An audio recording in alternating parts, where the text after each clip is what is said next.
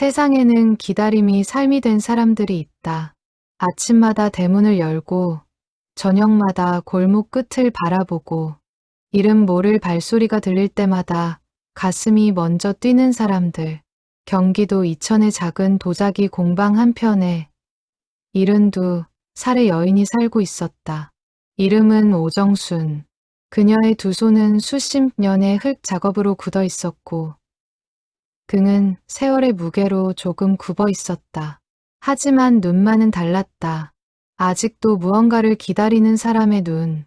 꺼지지 않은 불씨처럼 깊고 촉촉하게 빛나는 눈이었다. 그녀의 공방 한쪽 선반에는 다른 도자기들과 함께 작은 찻잔 하나가 놓여 있었다. 30년 전 아들이 흙을 빚어 만들다 만 찻잔. 완성되지 않은 채로 그 자리에 그대로. 오정수는 매일 아침 그 찻잔을 닦았다. 말없이 조용히. 이웃들은 알고 있었다. 저 찻잔을 닦는 한 저 어머니는 아직 기다리고 있다는 것을. 그리고 그해 가을 첫서리가 내리던 날 아침 공방문 앞에 한 남자가 나타났다. 2023년 10월 이른 아침 공기는 서늘했다. 공방 굴뚝에서 연기가 피어오르고 오정수는 물레 앞에 앉아 손을 움직이고 있었다. 흙이 손가락 사이를 부드럽게 지나가는 그 느낌. 수십 년을 함께한 감촉이었다. 그때였다. 공방문 앞에 인기척이 느껴졌다. 오정수는 고개를 들지 않았다. 이 시간에 손님이 오는 일은 드물었다. 택배겠거니 혹은 동네 어르신이겠거니 했다. 그런데 인기척이 사라지지 않았다. 오정수는 천천히 고개를 들었다. 문 앞에 한 남자가 서 있었다. 40쯤 되어 보이는 보통 키의 남자였다. 낡은 가방을 어깨에 메고 두 손을 가지런히 모은 채 그녀를 바라보고 있었다. 햇빛이 그의 뒤에서 비쳐들어와 얼굴이 잘 보이지 않았다. 오정수는 눈을 가늘게 떴다. 남자가 입을 열었다. 어머니. 그 한마디였다. 오정순의 손이 멈췄다. 물레가 천천히 느려지다 멈추었다. 흙이 손 위에서 그대로 굳어가는데도 그녀는 움직이지 못했다. 30년이었다. 30년 동안 수천 번 꿈속에서 들었던 목소리, 잠에서 깨어나면 사라져 버리던 그 목소리. 저 강민준이에요. 오정순의 눈에서 눈물이 흘렀다. 아무런 말도 없이 그냥 흘렀다. 30년 동안 쌓인 것들이 한꺼번에 무너지는 것처럼. 강민준, 그녀의 아들. 22살이던 해에 강원도 산길에서 실종된 아들. 시신도 찾지 못했고 흔적도 없었던. 그래서 죽었다고 할 수도 살았다고 할 수도 없이 그냥 사라진 아들. 오정수는 자리에서 일어났다. 무릎이 떨렸지만 일어섰다. 흙이 묻은 손을 앞치마에 닦으며 한 걸음, 또 한 걸음 남자에게 다가갔다. 가까이서 보니 눈매가 낯설었다. 코 모양도. 그런데 입가에 작은 흉터. 어릴 때 자전거에서 넘어져 생긴 그 흉터가 거기에 있었다. 오정수는 손을 들어 남자의 얼굴을 천천히 만졌다. 민준아. 남자는 눈을 감았다. 뺨으로 눈물 한 줄기가 흘렀다. 오정수는 더 이상 아무것도 묻지 않았다. 그냥 그를 안았다. 작고 굳은 두 팔로 온 힘을 다해.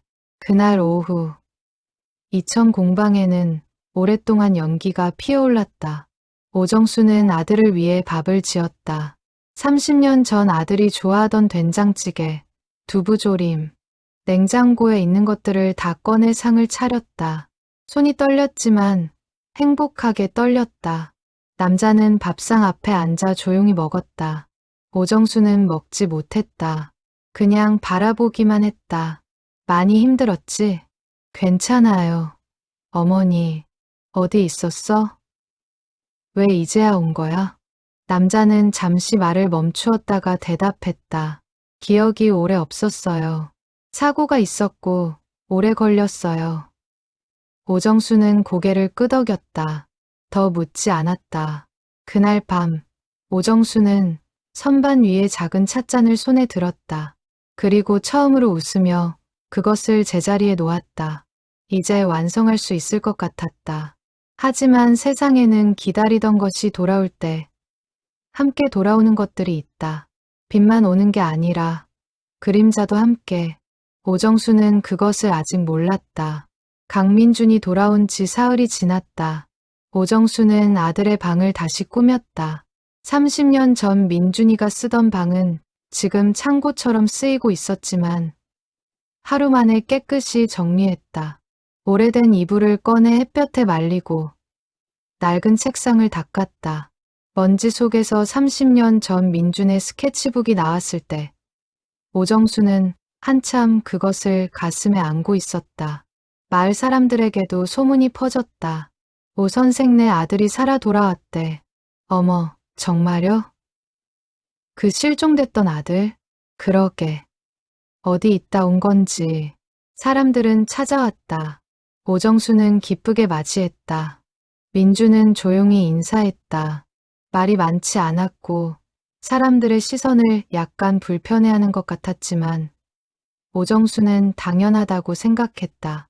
30년을 떠돌았으니 낯선 것이 당연했다. 그런데 오정순의 딸 강유라는 달랐다. 유라는 서울에서 도예 강의를 하고 있었다. 오빠의 실종 후 어머니 곁을 지키며 자랐고 지금은 이천 공방과 서울을 오가며 어머니를 돌봤다. 30년을 어머니의 눈물을 옆에서 지켜본 사람. 오빠가 돌아왔다는 연락을 받았을 때 유라는 기쁨보다 먼저 이상한 감정이 들었다. 공방에 도착해서 그 남자를 처음 봤을 때 유라는 자신도 모르게 한 걸음 뒤로 물러섰다. 낯설었다. 눈매가, 말투가, 웃는 방식이. 어릴 때 오빠와 티격태격하며 자란 유라는 오빠의 습관을 잘 알았다. 밥 먹을 때 왼손으로 그릇을 감싸 쥐던 버릇, 긴장하면 귀 뒤를 긁는 버릇, 된장찌개에서 두부만 골라 먹던 것. 그런데 이 남자는 그릇을 오른손으로 잡았다. 귀 뒤를 긁지 않았다. 두부를 먹지 않고 국물만 마셨다. 작은 것들이었다. 사람은 변하니까. 30년이면 많은 것이 변하니까. 하지만 유라의 마음속 어딘가가 계속 물음표를 던졌다. 저녁 식사 후 남자가 밖에 나간 틈에 유라는 어머니 옆에 앉았다. 어머니, 확실해요? 오정수는 웃으며 고개를 끄덕였다. 입가에 흉터 봤잖아. 흉터는 비슷한 사람도 있을 수 있잖아요. 유라야. 오정순의 목소리가 낮아졌다. 부드럽지만 단호한 목소리였다. 엄마는 알아. 아들이야. 유라는 더 말하지 못했다. 어머니의 눈빛이 너무 간절했다. 30년의 기다림이 그 눈 속에 그대로 담겨 있어서 유라는 도저히 그 기다림을 부수는 말을 꺼낼 수가 없었다. 하지만 그날 밤 유라는 잠들지 못했다. 서울로 돌아가면서 유라는 오래된 사진첩을 챙겨가기로 마음먹었다.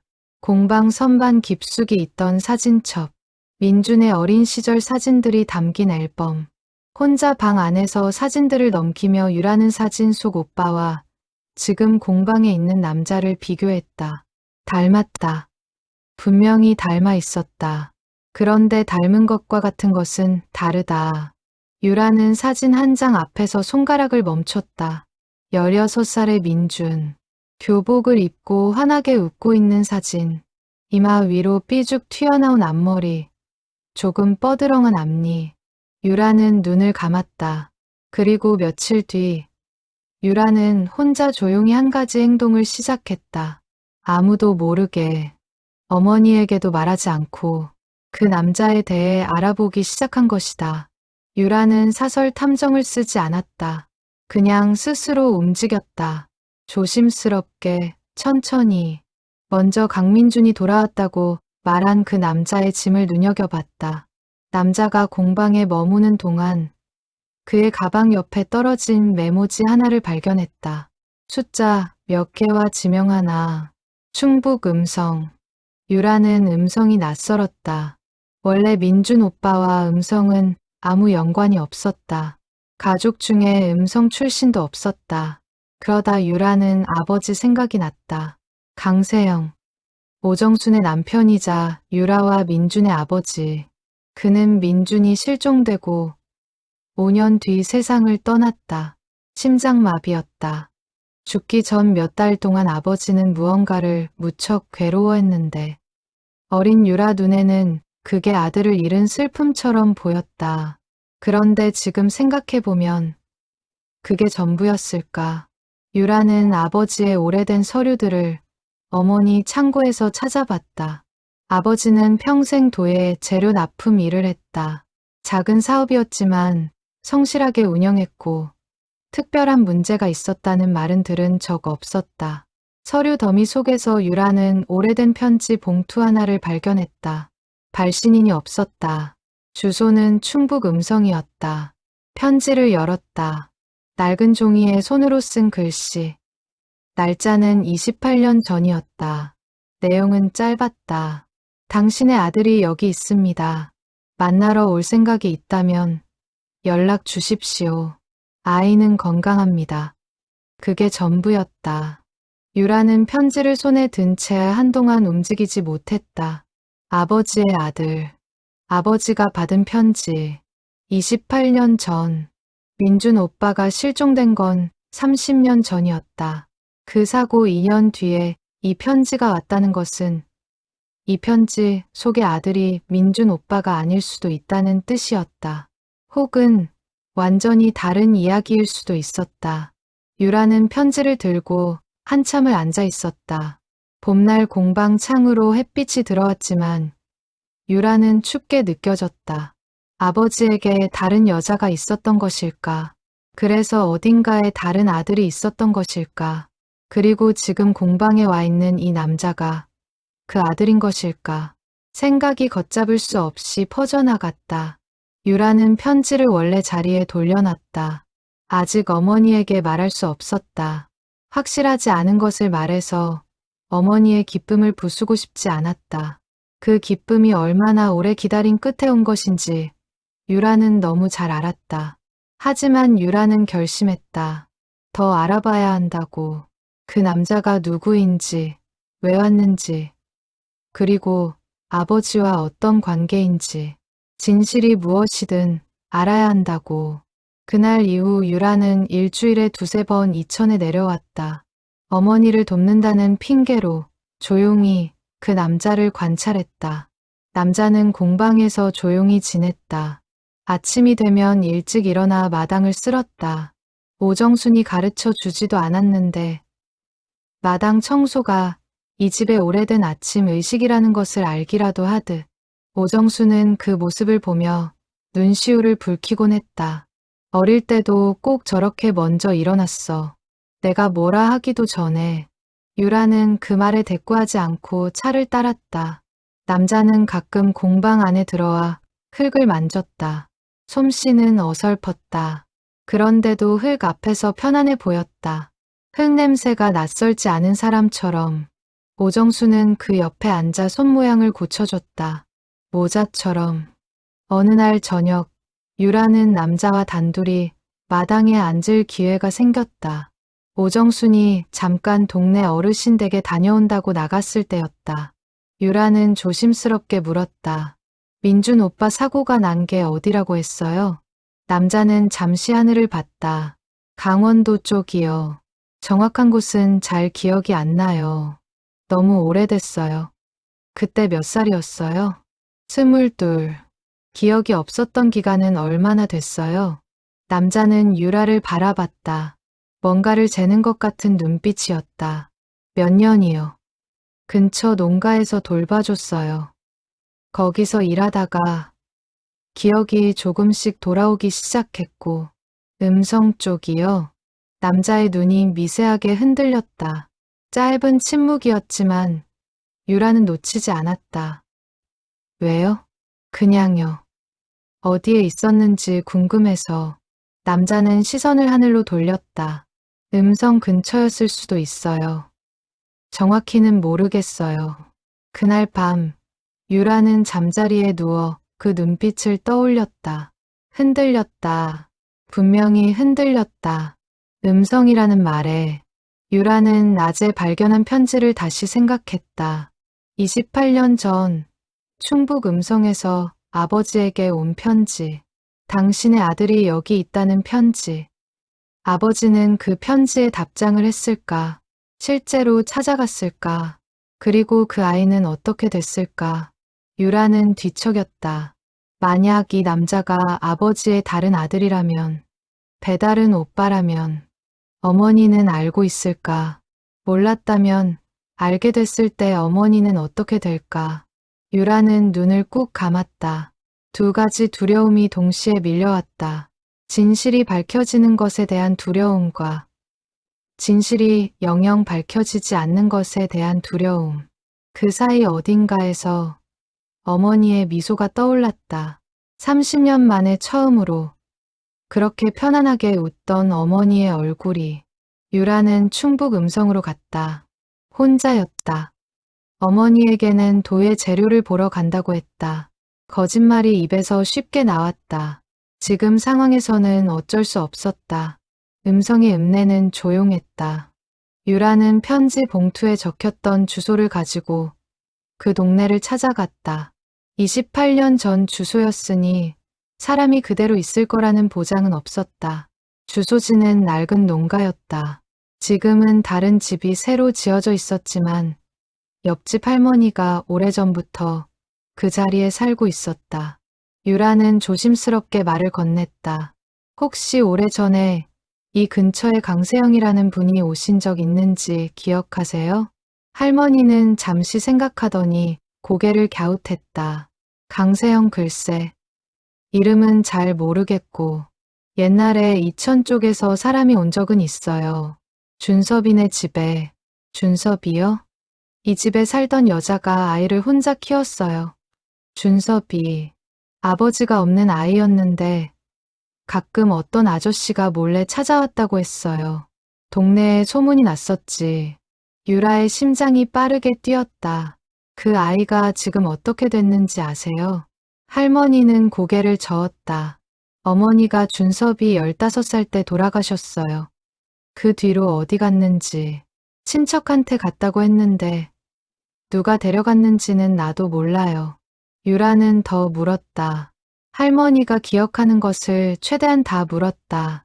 준섭의 생김새, 어머니의 이름, 아저씨가 마지막으로 찾아왔던 시기, 그 아저씨가 마지막으로 왔던 때가 25년 전이었다고 했다. 아버지가 세상을 떠나기 3년 전, 유라는 돌아오는 차 안에서 오래 울었다. 아버지가 어딘가에 다른 아이를 두고 있었다는 것, 그 아이가 홀어머니를 잃고 어딘가를 떠돌았다는 것, 그리고 지금 공방에 와 있는 그 남자의 이름이 어쩌면 강준섭일 수도 있다는 것. 모든 것이 선명하게 연결되었다. 그런데 왜 그 남자는 자신을 강민준이라고 했을까? 어머니를 찾아온 이유는 뭘까? 진짜 민준 오빠를 흉내낸 것일까? 아니면 자신이 이 집의 아들이라는 사실을 어떤 방식으로든 확인하고 싶었던 것일까? 유라는 핸들을 잡은 손에 힘을 줬다. 이제 어머니께 말해야 한다는 것을 알았다. 하지만 아직이었다. 한 가지가 더 필요했다. 그 남자 본인에게 직접 물어야 했다. 유라는 기다렸다. 어머니가 이웃 친구를 만나러 나간 오후. 공방에는 남자와 유라 둘뿐이었다. 유라는 천천히 그의 앞에 앉았다. 테이블 위에 봉투 하나를 놓았다. 28년 된 편지였다. 남자는 봉투를 봤다. 표정이 변했다. 아주 조금. 하지만 확실하게. 이 편지 알아요? 남자는 대답하지 않았다. 충북 음성에 다녀왔어요. 준섭이라는 이름을 들었어요. 할머니한테. 긴 침묵이었다. 남자는 시선을 봉투에서 거두어 유라를 바라봤다. 뭔가가 무너지는 눈빛이었다. 조용히 입을 열었다. 알고 왔군요. 오빠가 아니죠? 남자는 고개를 떨궜다. 강준섭이에요. 어머니가 돌아가시고 오랫동안 떠돌았어요. 아버지가 누군지는 어릴 때부터 어렴풋이 알았어요. 어머니가 마지막에 이름을 말해줬거든요. 강세영이라고. 유라는 침묵했다. 아버지를 한 번도 제대로 본 적이 없었어요. 멀리서 봤을 뿐. 5년 전 아버지가 돌아가셨다는 것도 나중에 알았고, 그래서 어머니라도. 목소리가 끊겼다. 이 집에 오면 안 된다는 거 알았어요. 오정순 어머니에게는 아무 죄가 없으니까. 그런데 나는 어머니라고 불러본 적이 없어요. 15살 이후로 어딘가에 가서 한 번이라도 그렇게 불러보고 싶었어요. 유라는 눈물이 고이는 것을 느꼈다. 누르려 했지만 잘 되지 않았다. 그래서 민준 오빠인 척한 거예요. 입과 흉터가 비슷하다는 걸 알았어요. 신문 기사에서 봤어요. 실종된 아들 찾는다는 오래된 기사. 그 사진에서 제가 닮았더라고요. 잠깐이라도 아들이 될 수 있을 것 같았어요. 미쳤던 거죠. 준섭은 손을 무릎 위에 올려놓은 채 고개를 들지 못했다. 오정순 어머니한테 잘못했어요. 알아요. 그냥 짐을 챙겨서 나갈게요. 유라는 한동안 말이 없었다. 테이블 위에 편지를 바라봤다. 아버지가 받았던 편지. 아버지는 이 편지를 받고 찾아갔을 것이다. 이 아이를 봤을 것이다. 그리고 끝내 데려오지 못한 채 살다가 죽었을 것이다. 아버지의 잘못이었다. 하지만 이 사람의 잘못은 아니었다. 유라는 조용히 말했다. 어머니한테는 제가 말할게요. 준섭이 고개를 들었다. 도망치지 말아요. 어머니가 알아야 해요. 하지만 그게 어떻게 되든 간에 당신이 어머니를 부른 건 사실이잖아요. 말하고 나서 유라 자신도 놀랐다. 왜 그 말이 나왔는지 몰랐다. 그냥 나왔다. 준섭은 눈이 붉어진 채로 고개를 끄덕였다. 그날 저녁 오정순이 돌아왔다. 유라는 어머니와 마주 앉았다. 차를 끓여 앞에 놓고 천천히 음성에서 들은 이야기를 했다. 준섭의 이야기를, 아버지의 편지를, 준섭이 직접 한 말을. 오정수는 말없이 들었다. 유라는 어머니가 충격을 받을까봐 말 중간중간 손을 잡았다. 하지만 오정순의 손은 떨리지 않았다. 놀랍도록 고요했다. 유라가 말을 마쳤을 때 오정수는 잠시 창밖을 바라봤다. 그리고 조용히 말했다. 알고 있었어. 유라는 눈이 커졌다. 언제부터요? 처음부터. 오정수는 차를 한 모금 마셨다. 천천히. 민준이가 아니라는 건 첫날 알았어. 눈빛이 달랐거든. 민준이는 눈빛이 좀 뻔뻔스러울 정도로 밝았는데 이 아이는 미안함이 가득 차 있었어. 그 눈빛이. 유라는 말을 잇지 못했다. 그러면 왜 아들이라고 불렀냐고? 오정수는 유라를 바라봤다. 아버지 서류 속에서 그 편지. 내가 먼저 봤어. 20년도 더 됐지. 내 아버지 돌아가고 나서 정리하다가 읽었어. 음성 주소도 받고. 유라의 입이 벌어졌다. 그때 찾아가지 않은 게 후회였어. 그 아이한테 미안했어. 아무 잘못도 없는 아이인데. 그냥 어디선가 혼자 살아가고 있겠구나 싶어서. 오정수는 손을 무릎 위에 모았다.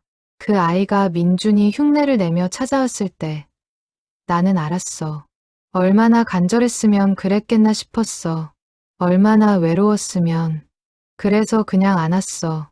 유라는 눈물이 터졌다. 어머니, 민준이 흉내를 내도 좋아. 내 아들이 아니어도 좋아. 그 아이가 어머니라고 불렀잖아. 나한테 그 한마디가, 유라야. 그 한마디가 얼마나 큰지 너는 모를 거야. 오정순의 눈에도 눈물이 고였다.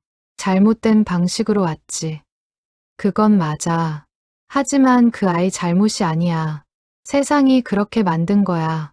그 아이한테 세상은 너무 가혹했어. 유라는 어머니를 안았다.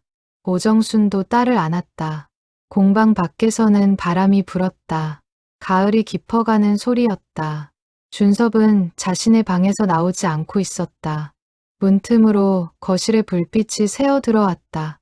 두 사람이 이야기하는 소리는 들리지 않았지만 분위기는 느껴졌다. 준섭은 가방에 손을 올렸다 내렸다를 반복했다. 짐을 챙겨야 하는지 아닌지 결정하지 못한 채 그때 문이 열렸다. 오정순이 서 있었다. 준섭은 일어섰다. 인사를 하려는 듯, 사과를 하려는 듯 말을 찾았다. 오정순이 먼저 말했다. 밥 먹어야지. 밥상은 조용했다. 셋이 마주 앉았다. 오정순, 유라, 준섭. 준섭은 숟가락을 들었다가 놓았다가 했다. 유라는 국을 떠먹으면서도 준섭의 눈치를 봤다. 오정순만 평온하게 밥을 먹었다. 많이 먹어. 오정순이 준섭 쪽으로 반찬을 밀어줬다. 두부조림이었다. 준섭은 두부를 집어 먹었다. 그리고 잠시 후 두 번째 두부를 집었다. 유라가 그것을 봤다. 처음 왔을 때 이 남자는 두부를 먹지 않았다. 국물만 마셨다. 오빠와 다른 그 모습이 유라에게 첫 번째 의심을 심어줬었다. 그런데 지금은 먹고 있었다. 그게 무엇을 의미하는지 유라는 알 것 같았다. 처음에는 민준을 흉내내느라 민준의 습관을 따랐을 것이다. 하지만 이제는 그럴 필요가 없었다. 그냥 자기 자신으로 먹을 수 있었다. 밥을 먹다 준섭이 말했다. 죄송합니다. 오정순이 고개를 들었다. 민준 오빠인 척했어요. 나쁜 짓이었어요. 오정순은 잠시 준섭을 바라보다가 말했다. 그래, 나쁜 짓이야. 준섭이 고개를 떨구었다. 근데 오정순이 다시 말을 이었다. 나쁜 짓을 한 사람이 꼭 나쁜 사람인 건 아니야. 세상은 그렇게 단순하지 않더라고. 준섭이 고개를 들었다. 오정순은 담담하게 말을 이었다. 내 아버지가 잘못한 거야. 그이가 용기를 냈어야 했어. 너를 일찍 데려왔어야 했어. 그이가 그러지 못하고 죽었으니까 내가 이렇게 찾아온 거 아니겠어.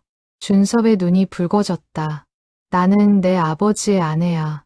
그러면 너는 어쨌든 이 집이랑 연결되어 있는 거야. 유라는 숨을 참았다. 오정순이 준섭을 바라보며 말했다. 민준이라고 부르지는 않을게.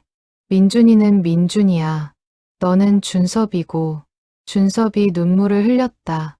근데 밥은 먹어야지. 사람은 밥을 먹어야 해. 세 사람은 다시 밥을 먹었다. 아무 말 없이 그냥 먹었다. 그 밥상이 어떤 말보다 많은 것을 담고 있었다. 그로부터 열흘이 지났다. 준섭은 떠나지 않았다. 가방을 풀었다. 오정수는 아무 말도 하지 않았다. 그냥 아침에 밥을 차렸고 저녁에 불을 켰다. 유라는 서울과 이천을 오가면서 조금씩 준섭이라는 사람에게 익숙해져 갔다. 그는 말이 없었고 부지런했고 흙을 좋아했다. 공방에서 오정순 옆에 앉아 흙을 만지는 것을 좋아했다. 오정수는 그에게 물레 돌리는 법을 가르쳐 줬다. 손에 힘 빼. 흙이 알아서 올라와. 이렇게요? 그래, 그렇지. 잘한다. 준섭은 조심스럽게 흙을 빚었다. 처음에는 형태가 없었지만 며칠이 지나자 조금씩 그릇 모양이 나왔다. 어느 날 오후, 오정수는 선반에서 오래된 찻잔을 꺼냈다. 30년 전 민준이 만들다 만 찻잔. 이거 완성하고 싶어. 준섭이 찻잔을 받았다. 조심스럽게 두 손으로. 제가 해도 돼요? 내가 해줘. 준섭은 오정순을 바라봤다. 오정순은 창밖을 보고 있었다. 표정이 담담했지만 그 담담함 안에 무엇이 들어있는지 준섭은 알 것 같았다. 민준이 완성하지 못한 것. 오정순이 30년 동안 기다린 것. 그 찻잔이 완성되는 날을 준섭은 흙을 이겼다. 찻잔의 형태를 다듬었다. 오정순이 옆에서 조용히 손을 얹어 도와줬다. 두 사람의 손이 함께 찻잔을 빚었다. 1시간쯤 지났을까. 찻잔이 완성되었다. 오정수는 그것을 가마에 넣기 전에 잠시 손에 들고 바라봤다. 눈이 촉촉해졌지만 웃고 있었다. 잘 만들었다. 준섭은 아무 말도 하지 못했다. 목구멍에 무언가가 걸려있는 것 같았다. 오정순이 나지막하게 말했다. 준섭아. 처음이었다. 그 이름으로 부르는 것이. 준섭은 눈물을 참지 못했다. 오정수는 그를 보지 않은 채 찻잔을 들고 가마 앞으로 걸어갔다. 등이 굽은 작은 어머니의 뒷모습이 그날 오후 햇빛 속에 길게 그림자를 드리웠다. 준섭은 그 뒷모습을 바라보며 오랫동안 서 있었다. 세상에는 핏줄이 아니어도 어머니가 되어주는 사람이 있다. 부르지 않아도 기다리고 알면서도 안아주는 사람이. 겨울이 왔다.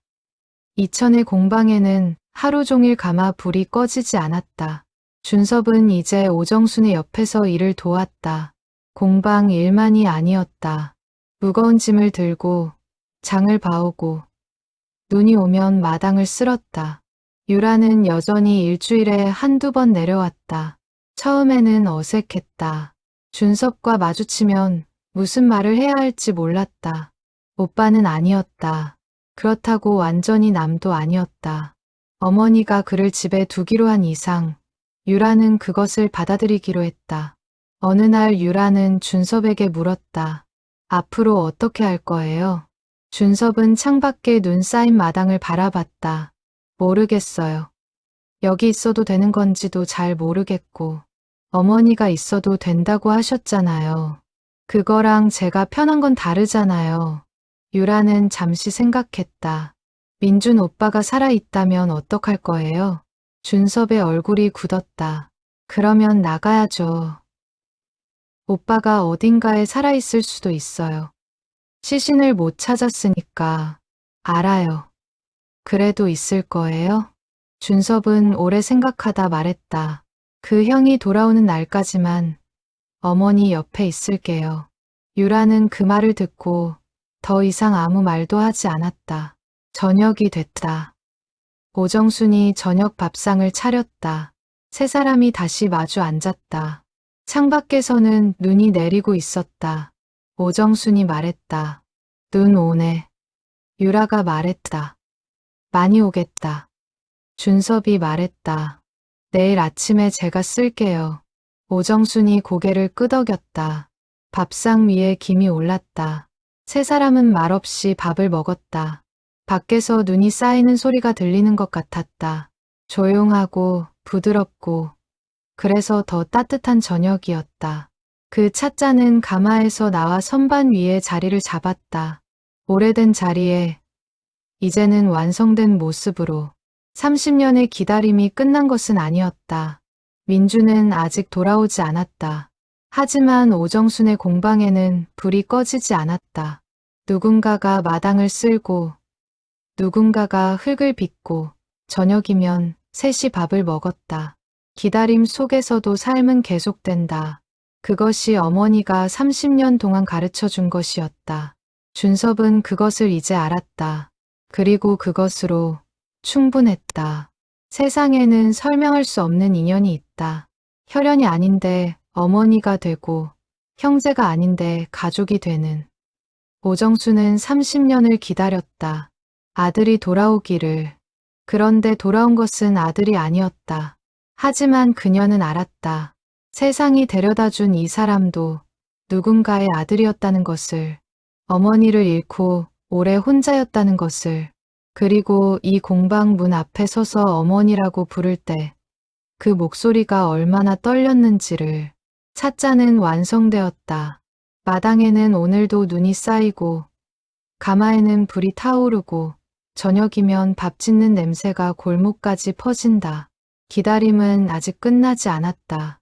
하지만 기다리는 집에 이제 혼자가 아니다. 그것이 이 이야기의 끝이자 시작이다.